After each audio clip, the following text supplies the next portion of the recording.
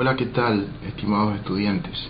Bienvenidos a este video de la clase de nomenclaturas, en donde pues vamos a continuar lo que había quedado pendiente en una clase anterior, en donde pues habíamos hecho alguna introducción acerca de las características que tienen los elementos formando compuestos para darle los nombres, ¿sí? En este caso pues nosotros tenemos aquí hemos considerado algunos de esas características, ¿sí?, que tienen que ver con los números. Por ejemplo, aquí tenemos una molécula de ácido carbónico en donde nos pide determinar el número de átomos que hay en esta molécula.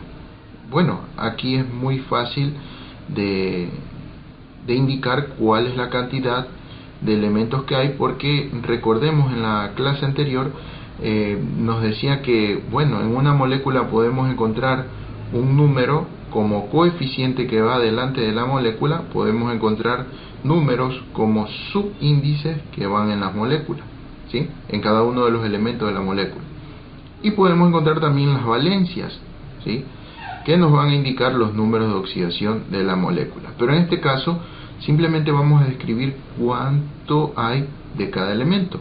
En este caso tenemos el ácido carbónico, y pues vamos a indicar cuántos hidrógenos tiene. Como aquí dice 2, y acá delante de la molécula yo tendría la unidad, es decir, el número 1, pues me daría igual decir que 2 por 1 es 2. Entonces voy a escribir 2. Carbono. Carbono hay 1, multiplicado por el coeficiente que estaría afuera, que es 1, pues diría que es 1. Con el oxígeno tenemos 3 por 1 del coeficiente, tendríamos 3, ¿sí? Bueno, y ahí tenemos la descripción de la cantidad de elementos que hay en un compuesto. Ahora tenemos otro caso, ¿sí?, otro caso en donde pues encontramos la misma molécula del ácido carbónico, pero esta vez nos dice que hay un número como coeficiente, que es el 4. Y este 4 me está indicando que 4 veces se repite la cantidad de esta molécula. Entonces, por eso vamos a multiplicar este 4 por cada uno de los elementos. 4 por 2, 8. 4 por un carbono, 4. 4 por 3 oxígeno, 12. Y decimos que en esa molécula, en esas 4 moléculas de ácido carbónico, tenemos 8 hidrógenos, 4 carbonos y 12 oxígenos, ¿sí? Y vamos a tomar en cuenta este otro ejemplo, ¿no? Cuando ya aparecen grupos radicales formando, en este caso, sales oxisales. Entonces aquí tenemos nosotros un radical fosfato, ¿sí?, haciendo compuesto con el calcio. Bueno, y nos encontramos con la particularidad de que hay un paréntesis, y fuera de ese paréntesis pues hay un subíndice. Recordemos que este subíndice está afectando a cada uno de estos elementos que están aquí, ¿no? Entonces yo voy a empezar por la cantidad de la molécula que hay aquí, ¿no? Recordemos que aquí hay un número que está sobreentendido, que es el 1. Nos dice que hay una molécula de fosfato de calcio, ¿sí? Entonces, de fosfito de calcio, perdón. Entonces, voy yo a escribir la cantidad de calcio. Tengo 2, ¿sí? 2 por 1, 2.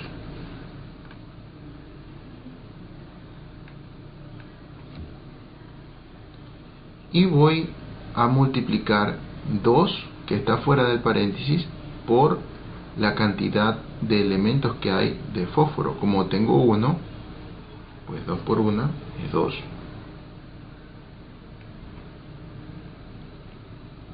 Voy a multiplicar el 2 por la cantidad de oxígenos que hay. Como tengo 4, 2 por 4, 8.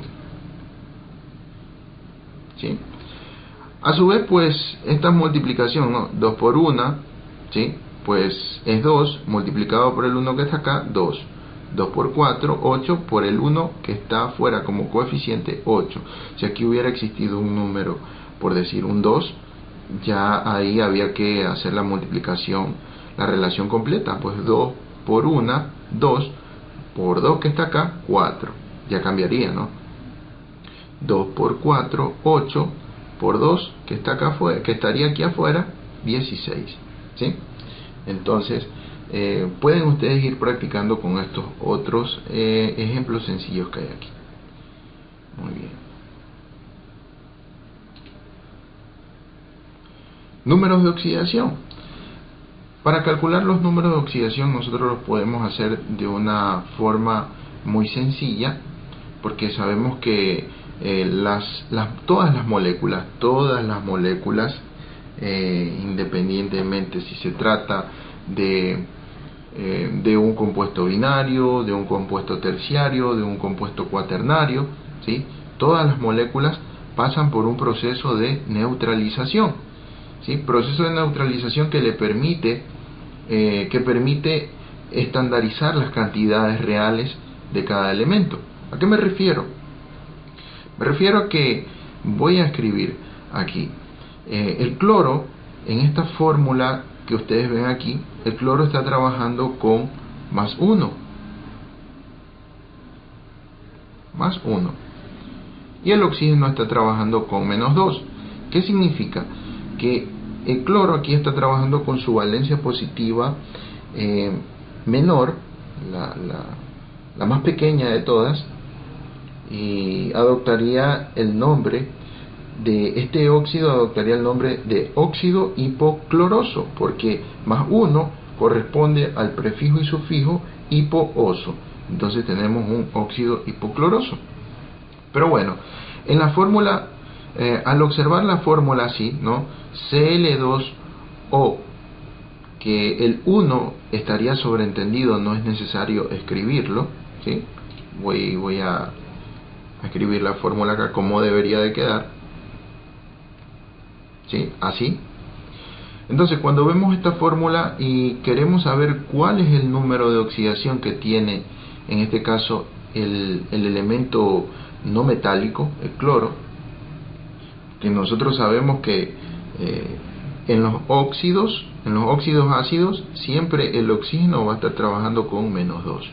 ¿Sí? Entonces, ¿qué es lo que hacemos para conocer este número de oxidación? ¿Sí?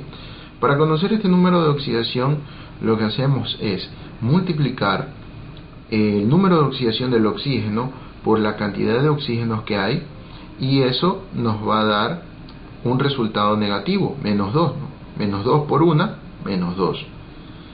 No puedo yo trabajar con un signo negativo, lo voy a pasar a positivo, ¿sí? El signo negativo lo paso a positivo, y voy a dividir este resultado lo voy a dividir para la cantidad de cloros que hay. Entonces 2 dividido para 2 me va a dar 1, y ese 1 es el número de oxidación con el que trabaja realmente el cloro, ¿sí?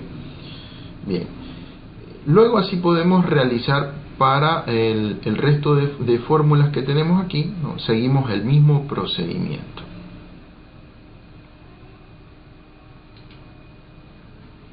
Aquí tenemos otros ejemplos. ¿Qué pasa cuando la fórmula nos muestra un aspecto simplificado? ¿Sí? Un aspecto simplificado, por decir, en el caso del dióxido de carbono, ¿no? El dióxido de carbono, ustedes para poder calcular el número de oxidación del carbono, ustedes van a realizar el procedimiento diciendo que menos 2 ¿sí?, por 2 es igual a menos 4. Paso a positivo y lo voy a dividir para la cantidad de carbonos que tengo aquí. Como tengo 1, ¿sí?, 4 dividido para 1, pues me va a dar igual a 4, ¿sí?, es decir, más 4. Correcto, el carbono está trabajando con más 4. Por eso este óxido se llamaría óxido carbónico, ¿sí?, porque tiene la valencia con el sufijo ico. Y así podemos realizar también para los demás ejemplos que tenemos aquí, para que ustedes vayan realizando en sus cuadernos. Ahora vamos a pasar a reconocer la nomenclatura y la valencia de los elementos químicos. Bueno, se dice que para poder nombrar de manera específica, ¿sí?, a un compuesto, pues tenemos que recurrir a 3 tipos de nomenclatura. Según la UPAC, tenemos nosotros la nomenclatura clásica, conocida también como antigua, o también como empírica o tradicional. Tenemos también la nomenclatura, voy a señalarla aquí, ¿no? Ya. Tenemos la nomenclatura stock y tenemos la nomenclatura sistemática, ¿sí? 3 tipos de nomenclatura tenemos. En la nomenclatura antigua o tradicional, aquí observamos, ¿no?, el nombre con amarillo, que es el nombre genérico, y con rojo tenemos el nombre específico. Es decir, la nomenclatura se compone de una parte de nombre genérico y una parte de nombre específico. En este caso, que tenemos esta fórmula aluminio 2, oxígeno 3, su nombre genérico, escribimos la palabra óxido, ¿sí? ¿Por qué? Porque este compuesto binario que ustedes ven aquí, pues parte de la formación de un metal con un oxígeno, ¿sí?, de un elemento metálico con el oxígeno, y va a llevar el nombre específico de aluminio, ¿sí?, óxido de aluminio. Seguimos con otro ejemplo. ¿Qué pasaría si en la fórmula nosotros hacemos un óxido metálico, pero diferente al anterior? Porque el anterior era con un metal de valencia fija y este sería un metal de valencia variable. Sabemos que el hierro está trabajando con más 2 y más 3. Si en este caso estaría trabajando con su valencia más alta, más 3, tenemos nosotros para el hierro, tenemos la más baja oso y la más alta ico. En este caso está trabajando con la más alta. Entonces su nombre genérico, seguimos palabra óxido, y en el específico, ¿sí?, en el nombre específico vamos a utilizar el nombre del metal, pero con el sufijo ico, ¿sí?, óxido férrico. En la nomenclatura stock, tomando el ejemplo del óxido que habíamos analizado en la diapositiva anterior, tenemos al óxido férrico, pero ahora le queremos dar un nombre referente a la nomenclatura stock. En la nomenclatura stock se conserva el genérico, la palabra óxido, y en el específico va el nombre del metal, ¿sí?, en este caso de hierro, ¿sí?, entre paréntesis vamos a encontrar o vamos a colocar el número de oxidación del hierro, pero en número romano, ¿sí? Ese número de oxidación lo vamos a escribir en número romano, ¿sí? No lo podemos escribir en número arábigo. Por si acaso voy a colocar aquí, es incorrecto decir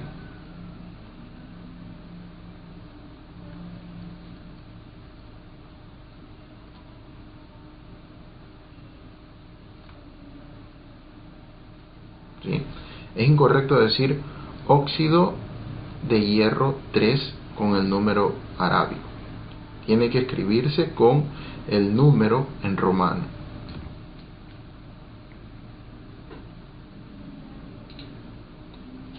Voy a señalarlo como el que es con número romano, este es el correcto.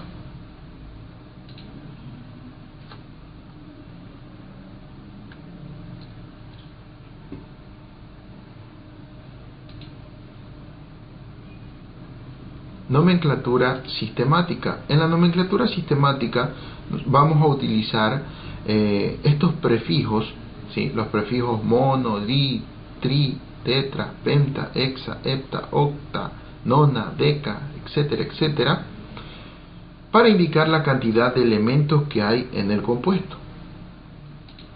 Por ejemplo, tenemos aquí la molécula carbono 1, oxígeno 2.